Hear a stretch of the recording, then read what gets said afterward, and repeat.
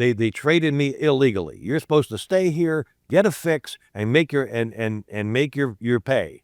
They traded me. They went like this. By the time they paid me, it was 2 to 3 years later. I lost everything. Okay. So when you're talking about, listen, when you're talking about effect, and this kid who just said it's business, okay, who wants what? Cook, $15 million, you know, it is business. We weren't allowed to do business. We couldn't do business. So this is where the nice stuff, okay, and the smiles and all that disappear. This episode of Nuff Said with Bob Koshinski is sponsored by Chef's Famous Italian Restaurant, home of the Spaghetti Parm and located at 291 Seneca Street in Buffalo. It's time now for Nuff Said with your host, Bob Koshinski. The topic, the Buffalo Bills, and Bob's guest is a former member of the Bills, the original number 89, Lou Piccone.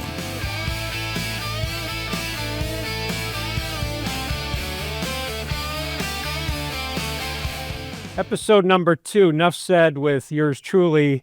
And we're here, I have to mention this because we're at the beautiful French Connection room at Chef's Restaurant, Chef's Famous Italian Restaurant, which is our sponsor. And Louis Billatier and Mary Beth, they do a fantastic job. And our guests receive a gift certificate to Chef's, and they're put up for luncheon. And nobody's eaten here more than Lou Piccone, who is our guest today. And he just happens to be Italian in an Italian restaurant. And I'm half Italian. That makes it 3. So there's 3 Louis. Yeah, that's right. Louis. I met the father. I met the son, and now I'm here. So there, 3 Louis. It's a triple play. And you're not the Holy Ghost yet. No. So. I went to Catholic school, which gave me enough guilt to last a lifetime. Lou, I wanted you on this podcast because, first of all, we've known each other over 40 years. I first met you at the Executive. I think it was around 1980. You were hanging out with Danny Guerra and a bunch of pro athletes. The Shintas were there. I mean, it was just Monday nights was electric at the Executive. And then I saw you at training camp, and there's a lot of stories. But anyway, before we get into Remember When, which I told everybody last week, I don't want this to just be a Remember When. I want to talk about the current Buffalo Bills because everybody's talking about the current Buffalo Bills. They were just on Hard Knocks on HBO. I don't know if you have television in your house. I know earlier you referred to... I can't afford it. You can't afford television. And that's one of the things we're going to talk about as a former NFL player. Everybody thinks NFL players are set for life. Jeez. Yeah, we'll talk about that. Yeah. So, Josh Allen and the 2025 Buffalo Bills. Is this team capable of winning a Super Bowl? Absolutely. They've got enough talent. But I'll tell you my mantra, it's personal. You've heard the old adage, there ain't no I in team. Well, I come from an era where the only thing in team is I, because if I ain't there, it don't matter. That's the bubble, okay? Usually the talent fits the situation, which means camp. You go to camp, they assess you, okay? And they either decide you're on the team or you're not, okay? So that's up to you. How good are you? How quickly can you get a system? And how good are you at employing it? Now, Josh Allen, he's a phenom, okay? He can take the team on his back and make something out of nothing, okay? Because he's got that kind of athletic ability. He can move well. He's got the arm. He's a very, very imposing figure. I mean, I met him a number of years when he first came here at the Kelly tournament playing golf. And, I don't stack up to his waist, I mean, he's a big guy. One of the best you've ever seen? I think all around, athletic ability and so forth, can extend the play. Yes. Is he a Hall of Famer? Oh yeah, I think so. I just think he's got to get there. So you got to give him a little more time before he retires. It's hard to believe he's been here for 8 years. I don't believe it. I mean, I don't recognize that number, 8 years. He seems like he comes back and it's like his second or third year because they talk about him, as if he's, as if he is the man okay? And if you're the man, you should have won it before, okay? So there's been a lot of talk. Well, so let's compare him to Jim Kelly. Jim Kelly, Hall of Fame quarterback, he had a much greater surrounding cast than Josh Allen, still to this day, right? Well, yes, and I think the ability to play the game at this level, okay, with that much efficiency, to get it done, to go to the Super Bowl 4 times, okay, and well, so what happened? Okay, well, that's up for discussion. All right, what happened? But somewhere along that line, they should have won it. So we're in that same juncture. The curse. I mean, do you believe in curses? I don't.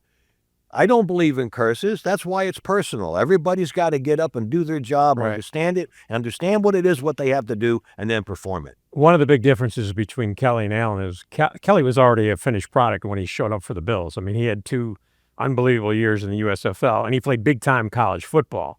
I mean, Josh Allen was a junior college player for 2 years and played 2 years at Wyoming, and obviously was a work in progress when he got to Buffalo. But I can't remember a player who has improved as much in 3 years that Allen did. I mean, he went from somebody that everybody was questioning his accuracy, and he plays too much hero ball and he's too much turnover prone. Now you watch the national media. I mean, they put him above Mahomes. A lot of people have already put him above Mahomes, and Mahomes has won, 3 Super Bowls? Right. Super Bowls? Like I said, it comes down to it's personal, your surrounding cast. How well do you play it together, and how well do you know the system, and how well can you do your part? You got to, like a receiver, you got to get separation, but you got to see what it is, what you're going against. So if you got up the line of scrimmage with 30 seconds and audible all the time, you would have the opportunity to scope it, figure it out, and employ it. So for those who are under 80 years old and don't know who I'm talking to or who I am, so Lou, how many years did you play in the NFL? 10. What were the years? 74 to 83. Okay, so your story. Now, the reason why I have Lou Piccone, or Pick, as some guys used to call you, right? To call me a lot of things. Yeah, well, Don't call we're me not- late for dinner. this isn't on broadcast television, but let's not go into all of those names. Your story of getting into the NFL, I think, is as good, if not better, than Papaye, who they made a movie about, Invincible, from the Eagles, because you played what, West Liberty? Papaye? Is that what you called him? Yeah, with Papali? Oh, Papali. I was going to Papaye. Well, What is he, Hawaiian? This was the Polish pronunciation. So you played for West Liberty College, right? You were running back. Right. Then you played what do you call it? Semi-pro ball? Well, it's not what you call it. It's what it is. You got paid to play. No, I think I paid them. But my point is, that was a rough start. I mean, you got out of West Liberty. Explain the leagues you played in when you played what, at Youngstown and Youngstown and Bridgeport, and you weren't supposed to see. There's another underlying current of what you can do and what you can't do. And at those days, you could not have an affiliation with a minor league football team. At least this is my understanding. You're talking about the pro teams. The pro teams yeah. couldn't. Okay. They didn't want farm teams. But they have the farm system. But they have the hugest farm system in the world of the college. Right. The college. Right. Okay. So when I got done playing for West Liberty, which is outside of Wheeling, West Virginia, up on the hill, we went to the Nationals twice, and I was a big part of that. I was a running back at 163 pounds. Okay. Triple option type guy, and we were nationally rated, okay, and we won our divisions and so forth. And then coming out of there, I asked my head coach, because it was always an anomaly as far as what's it take to get to the pros. Get to the pros, and in my family, both sides had a lot of athletes. I had an uncle who played for Notre Dame, okay? Frank Leahy was the coach way back when. My father was a professional fighter, okay? And so I grew up, but none of them went the distance, okay? And recorded that. So in the back of my mind, I had it all around me, so what do? So you ask your head coach, and the Wheeling Ironmen existed then, a semi-pro team in Wheeling. And I knew some of the guys. I knew the quarterback Klebeck. So I figured, well, I'm going to find out. I'll ask Mike, and so I'll go if I'll go play semi-pro. Well, because you weren't drafted. No, Right. no, and then they folded. So that's my luck. Okay, so they fold. I go home. I got a degree. I'm teaching school. I pick up. You got 5 years to play for in the NAIA. So I stayed. I finished a minor in speech, and then I went home. I'm teaching. I picked up a teaching gig at half year, and so I get a call. My mother answers it, right, and my father's semi-retired, and I get a call, and my mom goes, "It's for you." And so I get on the phone. I said, "Hello." He says, "This Lou Piccone?" I said, "Yeah." He says, "The Lou Piccone that played for West Liberty?" I said, "Yeah." "Well, my name is George Rodak, and I want to find out if you want to play professional football." I said, "Who is this? Which one of my buddies, okay, is yanking my chain?" And no, I said, "So who is this?" He said, "No, George Rodak." And I said, "Oh, really? Where is this? Where is this pro football?" He said, "In Youngstown, Ohio, the Youngstown Hard Hats." I said, "Look, I don't follow the game, okay? I'm just a player, but I know enough about it that there is no professional football team in Youngstown, Ohio." "You mean semi-pro?" He said, "Yeah." I said, "Okay, how much you paying?" He said, $50 a ball game. I said, "So you want me to leave South Jersey, where I got a job, teaching school, 4 years of college, to go to Youngstown, Ohio for $50 a ball game?" And he said, "Well," but he said, we're scouted heavily by Philly and all the teams on the East Coast." But so my heart started to rush because, I always wanted to find out. And the only time you can do that is immediately when you're done. Okay, you're done one level, you either make the transition, can't let time pass. So anyway, my father's sitting there and he's listening, he's semi-retired. I said, I don't know, George. I'll call you back. Boom. "Who was that?" I told him. "So what are they going to pay you?" I told him. He goes, "Oh, geez, son." He said, "You got your education, which is you played college, you did well." He said, "It's time to use your brains instead of your brawn." And then he looks at me and he says, "And besides, you're too small."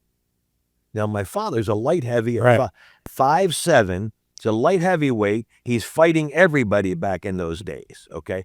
And I'm looking at him, and I'm saying to myself, "Oh, so who is this guy?"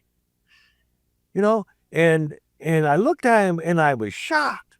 And I said to myself, I said, "Is that what you think?" And I said to him, I said, "Is that what you think, Pop?" And then it hit me. You say those words that seal your fate, and he's my hero. I didn't know it at the time, but he was my hero, okay? I looked at him and I said, "Well, we're just going to have to find out about that." 3 years later, every day of 3 years, working out, playing the semi-pro, I called George back right away, told him, I said, "George," this is Lou Piccone. I said, "You have a workout program?" He said, "Yes." I said, "Send it. When is your camp?" He told me, and I said, "I'll be there." In hindsight, do you think your dad said that for motivation, or do you Well, think that's the first thing that pops up, Yeah. and I don't think so. I really don't. he was probably looking out for you? My dad and mom, I mean, look, I think if I didn't have the family values, if I didn't have my parents, I'd be dead. Right. Okay, That's the risk-taking element of growing up, okay? Okay, so I want to jump ahead here because how did you get a tryout for the Jets? I wrote 28 teams because there was 28 teams. After 1 year in Youngstown. I wrote 28 teams. I got 26 replies. Don't call us, we'll call you. And don't remember, the strike was coming up. It was 73. The strike was coming up. And so what they wanted to do, they wanted to flood the zone, okay, with every free agent they could possibly find to put pressure on the guys who are coming in, So that's what I did. So, you got 250 guys on their lunch break from McDonald's over there trying out. How are they going to see anybody? So I went to Washington and I went to Philadelphia and New York was the last. So they had a chance, an opportunity to sift through things and pare it down. And so when I got there, by the time they got there, I knew what they were looking for. Okay, flat out speed. Everything else doesn't matter, just flat out speed. And then, of course, if you could run that, well, then now what can you do with it? And so it transitions and it translates into a player as by design. So obviously you were undersized, although we can go through a dozen names of players right now in the NFL who are your size, who because of speed, I mean, speed is the key. Sure. You can't fake speed. If you got the speed, they'll work around that and they'll figure out things that they can do with you because you're faster than most of the guys on the field. Can he get there and get it done? Right. So you start out, I mean, you were running back in college. When you get to the NFL, you were a very proficient kickoff return man, right? I mean, that's where they put you. Well, it takes a few things. First of all, it takes speed. Okay, and if you're playing special teams, it takes cojones, okay? And you need a lobotomy, okay? Those are the three things that you need, and durability, okay? So, I could bench 354, okay? I could squat 555, and I could run a 4.35 40, okay? Add it up. You're one fast Italian. One fast Italian. I made. I cleaned that up. I made the sauce. Okay, So you're with the Jets now. I know you've got. I know you got a couple funny stories. Practice in particular, where they would take you and they would stick you in on the scout team like ridiculous positions against. Like, tell the one story. I think they put you in a tight end in practice. No, that wasn't in practice. This was in a game. That's right. Okay. Tell the story. Okay, so Lou Holtz is the head coach, and I'm trying to think of the guy's name, but he was a defensive end, and he got traded to Cleveland, okay, and so the roster, they only had the backup tight end got hurt. So they didn't have anybody else, okay, and so the immediate thing is, the Mikey of the NFL, it's me, okay? Give it to Mikey, he'll eat anything. Lou, and so Holtz comes over to me and he goes, listen, Lou, he said, we've got to get ready, okay? So what we're going to do is we're going to put you in at tight end, we'll get another tight end in here, but just for the time being. So the first thing that happens is Richard Todd's the quarterback. He's also my roommate, okay? So he gets a quarterback, he gets under center, and I line up at tight end. And Winston Hill is next to me. Winston Hill is 6'6", 325, okay? So I break the huddle, I go in, I line up, and he starts calling the signals, and he goes, Lieutenant 3, Lieutenant. He comes up and he goes, timeout. He says, you want to get a tight end in here? Okay, because he couldn't see me. So I gave him the biggest bird. It was caught on camera. I gave my quarterback the bird, But so he looks down the line. He doesn't see anybody behind that huge. Yeah. So then in preseason, now the guy who it'll come to me. The guy who got traded to Cleveland, and we had a preseason game in Cleveland. Okay, and so they didn't bring a tight end in. So on my game plan, I had written by Lou Holtz. I go, Lou, we know we're asking you to do a lot, okay? But if we didn't think you could do it, we wouldn't ask you. And I'm saying, that's a BS. Right. That's a bunch of that. So anyway, that was it. So in the slot position, you end up being at, the tight end, okay, so on a flex. And the fella who I can't remember his name, he lines up over me and he starts to laugh because it was a third down and they moved in close. Okay, both tight ends. So guess what? They're not going to run my side. All right. And he's looking at me and he's laughing and he's a preacher. He never said 2 words to me when he was with the Jets. So I break the huddle, I come out, and I line up next to the tackle. And he starts Billy Newsome. Okay, there you go. He starts laughing. And I looked at him, and I gave him every 4-letter expletive I possibly could prior to the snap of the ball. Right. So now they snap the ball. I come off, I get up into his legs right away.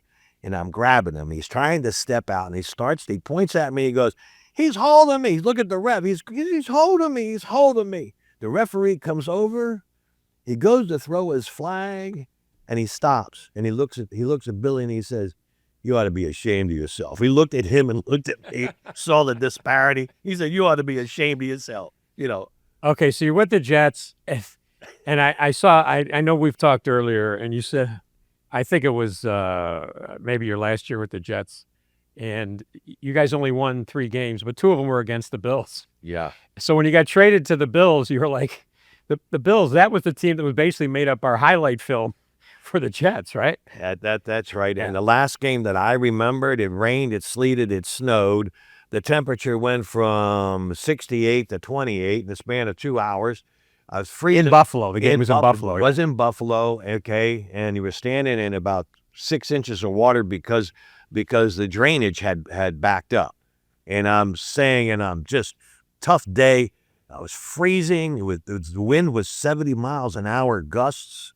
Not a pass was caught the whole day, I don't think. I'm walking after the game. I'm walking into the tunnel, and I looked up and I said, God, don't ever let me be traded to Buffalo. So you got to be careful what you wish for. Right.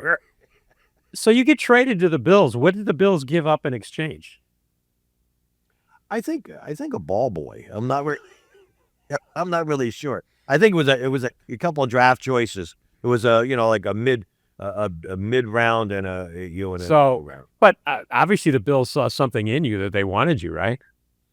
Well, Jim Ringo was a transition coach then. Yeah. Okay, and the reason to help shore up special teams. Okay, I hadn't established myself as a wide receiver, Right. so to speak, but I did a hell of a lot with the special teams, and that Lou. Remember when they used to say, Right. cheer my name? They weren't booing, they were saying Lou, right? Cosell said, they're not booing, they're Louing, okay? But really, you can't buy that, Bob. You've got to earn that. There's not a lot of 5s. I know it says 5'9". 5'7". I think, look, I've stood next to you. I think you're closer to 5, but that's whatever. If it's in the program, it must be true. Yeah, right. Must be true. Absolutely, yeah. But there's not a lot of 5'9" Italian players in the NFL, and there are Italians in the stands. So you became somewhat of an ethnic fan favorite, not just in especially downstate. Ethnicity had nothing to do with it. Oh, okay. You did have ability. Yeah. I had. Listen, Let me tell you something. Wait a minute. Go ahead. Let's straighten this out. Go ahead. Okay. Go ahead. My position was everybody's. Okay. I'm an everybody. I played 9 positions. Okay, for what I played for. Right. Okay. Now you got me up. Okay. But even if you were the ball boy and you were Italian, downstate they'd be cheering the kid on the sidelines. So anyway, they don't cheer. Listen, you don't do your job, you're out. right, you're out. So you come to Buffalo, and you once told me the first thing you had to do, you were totally displaced, you're unhappy. So what does a good Italian boy need? You need a plate of pasta. Now, we're at Chef's Famous Italian Restaurant, but we also have a great paisan in Blaisdell, Right. DePaulo's Restaurant. Somehow you stumbled into Ilya DePaulo's restaurant for a plate of spaghetti. Well, when they bring you in, they put you up at the Mile Strip Hotel or whatever it was. On exit, they had an exit for it, okay? So, and I'm with a guy, Connie Zelinchik, who was just traded from Chicago, who, by the way, we ended up being roommates in Canada with Derek Sanderson's house, but that's another story. So I said, look, I want some pasta, man, you know. I asked the person I eat sauce. They said, oh, yeah, well, just go down to Ilya DePaulo's. No, I said, Ilya DePaulo's, give me more. Okay, he said, walk over. It's a walking distance. Walk over, take a right, and you'll see a big sign. He's a big wrestler. He's a wrestler, former wrestler. So Connie and we walk over there. I walk in the door, and I walk in, and Connie's 6'5", and I'm over here at 5'9". And Ilya is at the door because he welcomes people. You know, I mean, and he's a big guy. He was a massive man. 6'3", 285. And I walked in and he walked in and Connie was with me and he goes, hey, boys, come on in. He says, you look like football players. You look like a football player. And he says, and he goes to Connie, he says, yeah, we just got here. And he says, and what do you do? As I'm a football player too. Now I'm not in a real good mood, okay? You know, and so I said, I'm a football player too. He goes, oh, you must be that Piccone kid we just got in. He said, come on in, boys. And he put his hand out to shake my hand, and he bypassed my hand and put it on my back. It covered my entire back. Huge. Okay? Well, that was the first incident, the first meeting. And of course, you know, I was a regular there as much as Like so many of your teammates. So many of them, yeah. Okay, you've got so many great stories, but I want to make this watchable and not be a 5-hour podcast because I know your story, and it's incredible to me because you are absolutely the Rocky of this story. So, but you get to the Bills, and yeah, the Bills were bad when you played against them, but they bring in Chuck Knox. They get rid of Simpson. They bring in Chuck Knox. They had a good quarterback in Joe Ferguson.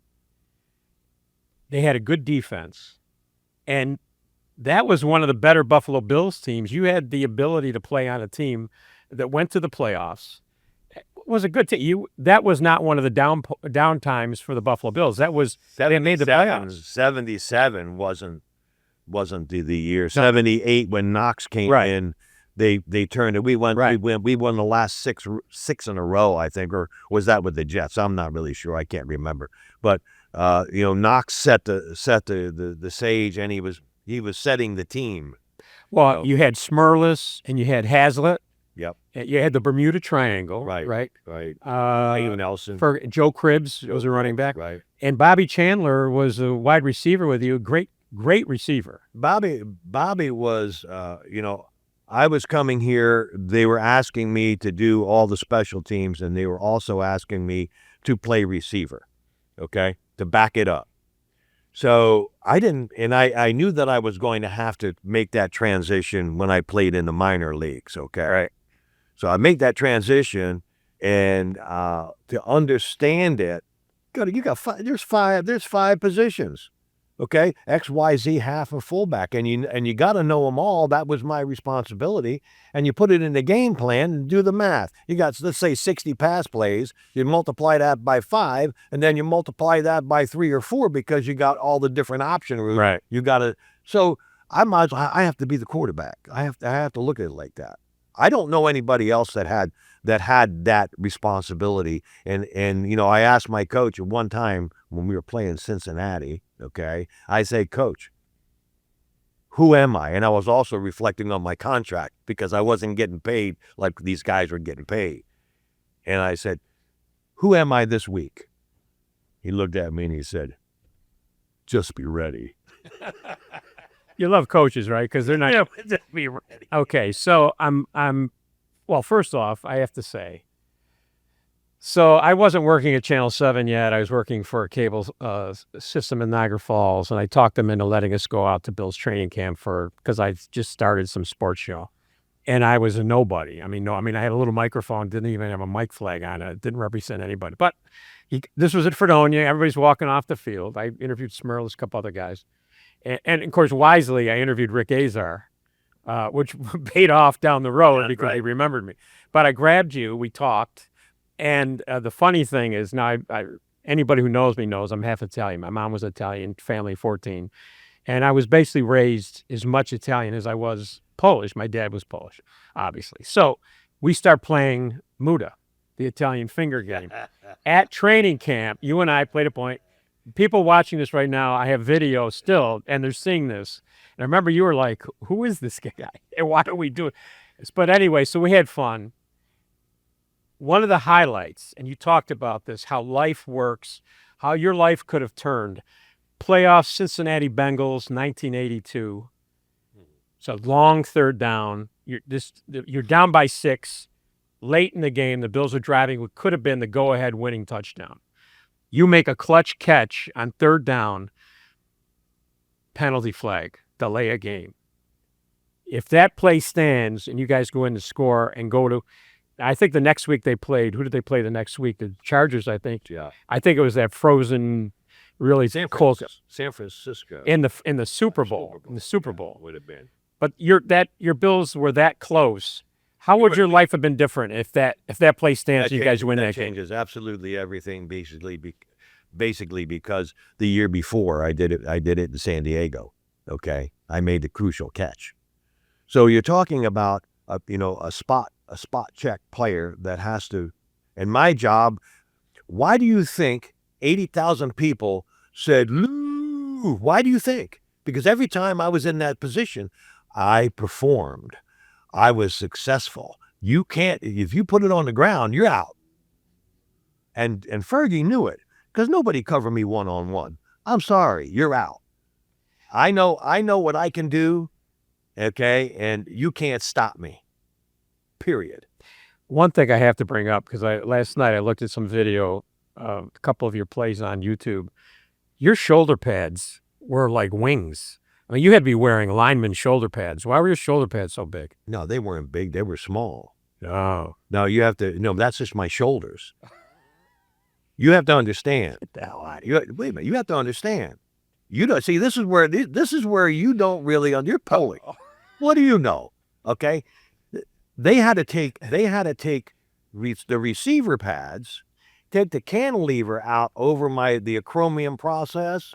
Because I have no idea what you're talking about. Yeah. Well, I got to get my hands over my head. Okay. Those pads, they hit my helmet right about there, and I can't get. So what'd they do? They stripped something out. They took the that bar. Okay, they took that bar out. So I was really susceptible. So that's why they were flapping around. Yeah, that's why they were flapping around. All right, fix your mic back for a second. I don't want to lose anything. I need these tidbits of greatness. Yeah. So here's one other instance where our paths cross. So you're in your last summer camp with the Bills. You get traded.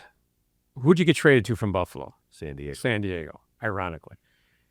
I'm brand new at WKBW TV. I'm part-time, nighttime producer, but they thrilled the hell out of me, and they gave me a pass to go to the Bills games and do locker room interviews. So I'm in there, and I think it may have been my first time in the Bills locker room. And I got a Channel 7 professional cameraman, so he's kind of steering me around. And I'm just about done, and I look, and there you are, sitting by yourself on the bench, nobody around you. And I know who you are, obviously. I mean, but I had a sense of familiarity because I had interviewed you once at training camp before I had any position. And I remember you from the executive running into you there on a Monday night, and we may have had a beverage. I'm not sure. The Lou Piccone hedge. Yeah. So anyway, I walk over and I ask you a couple. I don't think you even played in the game. I think you were like, it was a preseason game. You didn't play. And I came over and I asked you a couple of questions because you were available and I wanted to do good. So a couple of generic questions, and you had a gift for gab, and you gave me a couple of good answers. And I head back to Channel 7. Clip Smith, people out there remember Clip Smith, was doing the weekend sports. And I'm in there editing for the 11 o'clock sports because, the game was it might have been whatever. I'm in there editing, and Clip pokes his head in. He goes, "Hey, they just traded Lou Piccone. Do we have any video of Lou Piccone?" I said, "I interviewed him." So you're kidding me. Like, why would you interview him, right? You didn't play. I don't know. I interviewed him. And now you didn't say anything because at the time I interviewed you, you had no idea you were about to get traded, which is life in the NFL. But we had a couple quick sound bites, and I just thought that was kind of weird the way that worked out. And then, of course, our paths crossed 1,000 times after that. But you get traded, and then what? You don't pass the physical? I had both my Achilles done, okay? And I came back from that.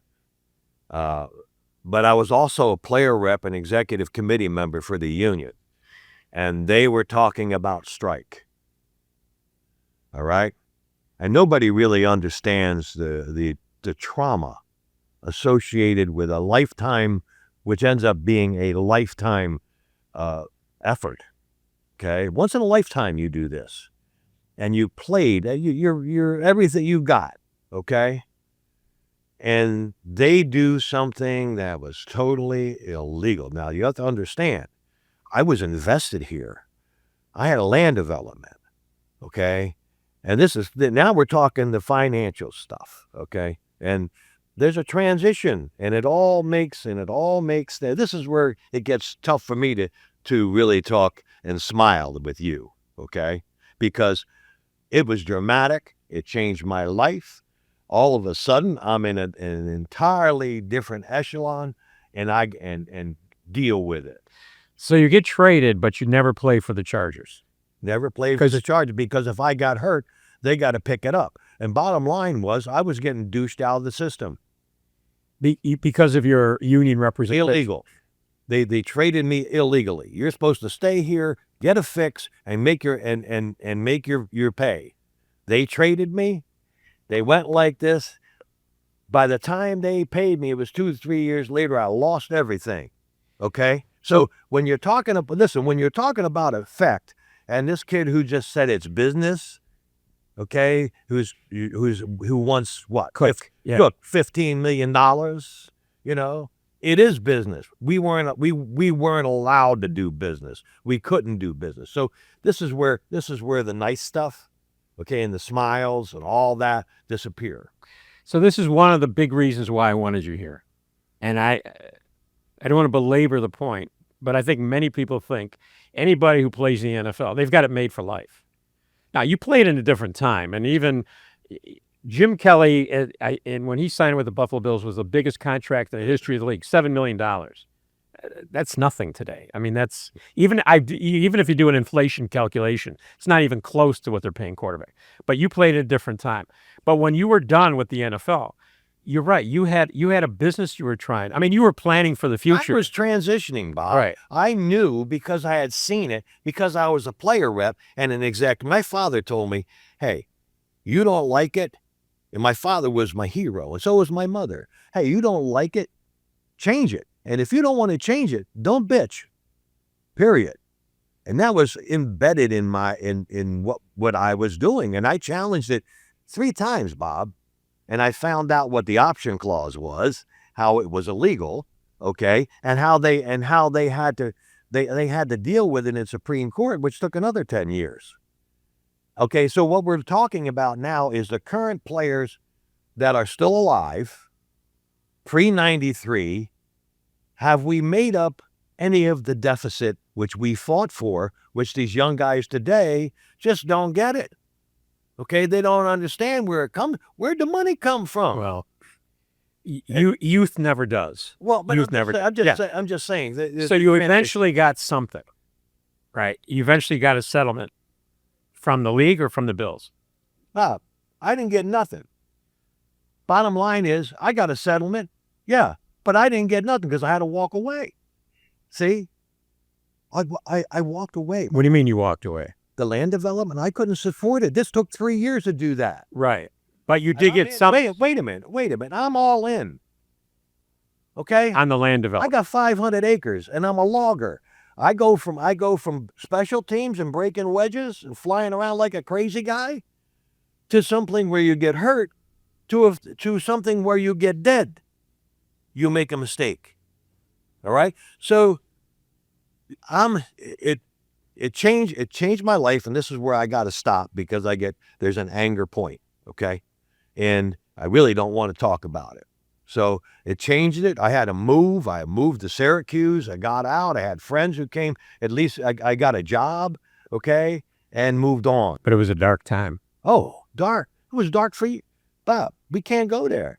We can't go there, okay? So, as far as the, I don't let it, you can't let it, shadow your entire life, but it was really a very tough time. They don't care. They don't care. There's another guy right behind you. Yeah. Okay. So all those Lou's, that's the reason I played. It wasn't for the money because I made $19,000 after 2 years in the minor leagues, and they knew it. 19,000. I made 12,900 in my second year. Okay, because I played out my option, minus all. So my gut, the base minus all incentives and fines for playing out my option. In what? In semi-pro or the Jets? Pros. With the Jets? Yeah. So your story, there's so many people that said they would trade. I'm sure that I would trade places because I want to play in the NFL. It's not the fairy tale that everybody thinks it is. Well, depending on when you played. Right. Today, it's a fairy tale, okay? The rules have been changed, and God bless them. If you can make that kind of money, God bless you. But take a look, get 180-degree vision. Take a look what was behind you and who got you there. Right. Okay? Because we ain't getting it now. Period. You made all those jumps. So I want to wrap this up. You were honored a couple years ago. They named a street after you in your hometown. In Jersey. Yeah. That was cool. Well, the satisfaction, it's personal. I made my parents so very, very happy. They enjoyed my career. I made a lot of people happy. As far as my play was concerned, those Lou's, you can't buy that. You got to earn that. Lou will turn to boo. You start putting it on the ground or not doing what you're doing. So I'm very fortunate to be able to, and for everybody out there listening, football is a sport, and for every sport that you play, you inherit a gene, I think. Okay, what hard work is, and that's the key is work hard. For every kid out there who is afraid to try, work hard, make it your passion. It's a love, not work. And by the time when you'll understand that it's capable. You're capable of doing it. If you work hard and you understand your abilities. And the cherry on the sundae is you married a beautiful girl from my hometown of Niagara Falls. That's right. My lovely wife Joanne and I, we lived here in Williamsville for our life together, and so I got lucky, babe. I hit the jackpot. So as much as you lose on one end and you pick it up on the other. You said you're working on a book. Yes. You haven't come up with a title yet. You're working on that too. Yeah, I'm working on it. It's a labor of love. It brings up a lot of everything. Okay, all the positives and the negatives. And it's for it really is for every kid who ever wanted to, was afraid to try. I'm gonna have a final question. Would you do it again? Absolutely. It filled my heart to have 80,000 people chant your name. Do you know what that means? You're doing a hell of it. You're an impact player. You can turn things around. And I never failed at it. I was always there. When they needed me, I was there. Okay? Here's a closing statement. When I was honored at home, I realized that, gee, I'm in every Hall of Fame except the NFL. And so when I went in, they had a night, and what I call no ordinary Joes. I had Joe Ferguson, Joe DeLamalore, Joe Chifa, Joe Namath. I called them all and I asked them to do me a favor, okay, and say something. I didn't ask them to come in, but say something so that there's a recording and they could play it. Every one of them did that for me, and I am just I ingratiated. They ingratiated themselves to me forever.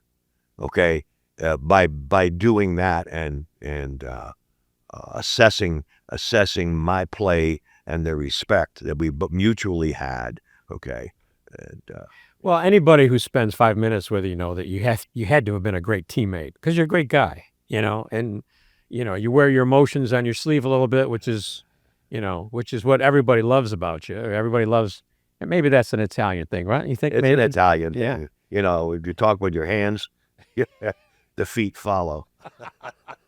Lou, it's been great having you on. We'll have you back. You got so many stories. I don't know how many you'll be able to share in a book, but and we're gonna. First of all, if you enjoy this podcast, please subscribe, and you'll see every week somebody comes out, and we'll have Lou back on. And now go enjoy a great plate of spaghetti, maybe spaghetti parm, or I know you love chicken livers here at Chef's famous Italian restaurant. That's my wife's favorite, but I also adopted that because I never had a chicken liver until she brought it in. She brought it up, All right, buddy. Enjoy. Thanks so much, Bobby, and thank you for having me, and it's been a pleasure going back that far. Yeah.